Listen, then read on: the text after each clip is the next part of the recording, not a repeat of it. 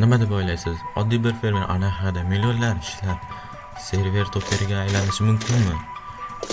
Buni bu videoda bilib olasiz.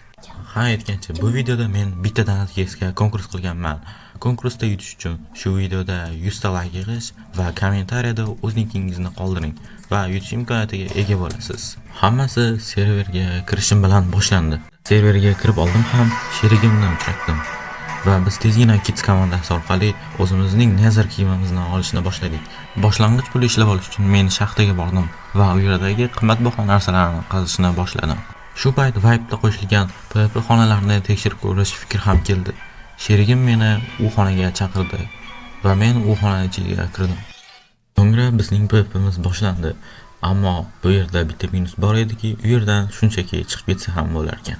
PvP'dan so'ng o'zimning ikkinchi teammate'imni spamimda kutib oldim. Aytgancha mening Telegram kanalimga o'tib qo'yishingizni xohlardim. Xullas, RTP'da baza qurishga qaror qildik. Ayni paytda VarPvP'da PvP'chi paydo bo'ldi. Biz albatta u yerga borishimiz shart edi. Men chuqurchaga tushib loot qilaman deganimda bittasi kelib menga PvP rejimini berdi va bizning PvP'miz boshlandi. Ayni vaqtda kill bo'lishimga ham ozgina qolgandi, lekin shu payt men 6 olma yeyishga ulgurdim va Ender Pearl otib u yerdan chiqib oldim. Eson-omon VarPvP'dan chiqib olganimdan so'ng lootni qaradim. Inventarimga qarasam loot juda ham yaxshigina narxda ekan. Ayniqsa 3 stack opit. Keyin esa klientni uchratib qoldim. So'ngra ularga teamlikni taklif etdim.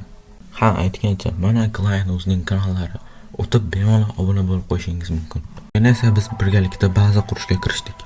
So'ngra gaplashib o'ynashga qaror qildik. Mana bu yerda nimadirni tushuntiryapman.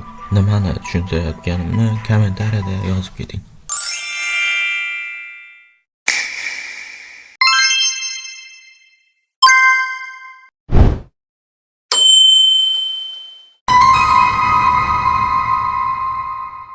Keyin esa bazaga loy olib kelishga ketdim. Videoni nomidan ko'rgan bo'lsangiz kerak. Biz bug'doy ferma quramiz.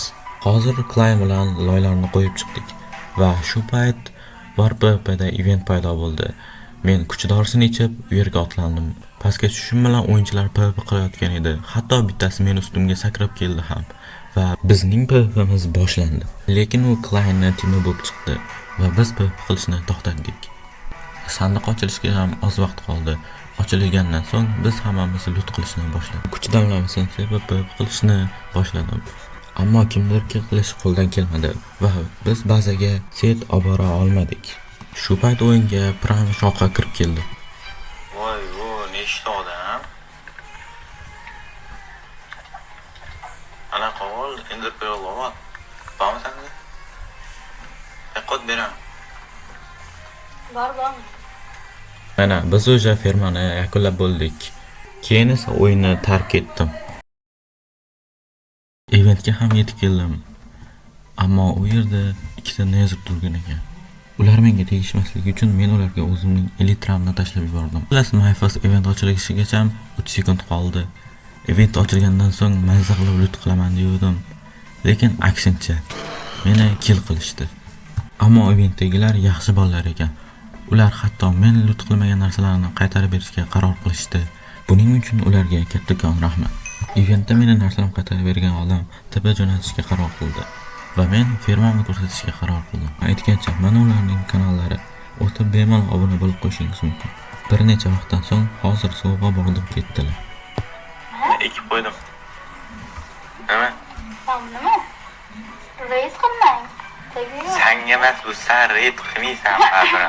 Qo'ydi, ishini qil. Ikkalamiz to'shadi. Optashi jonga deydi, bor. Sindirib ham bo'lmaydi. Tegma ekinga. Mana to'xtayman, sakrab. Ekma mana. Bo'l.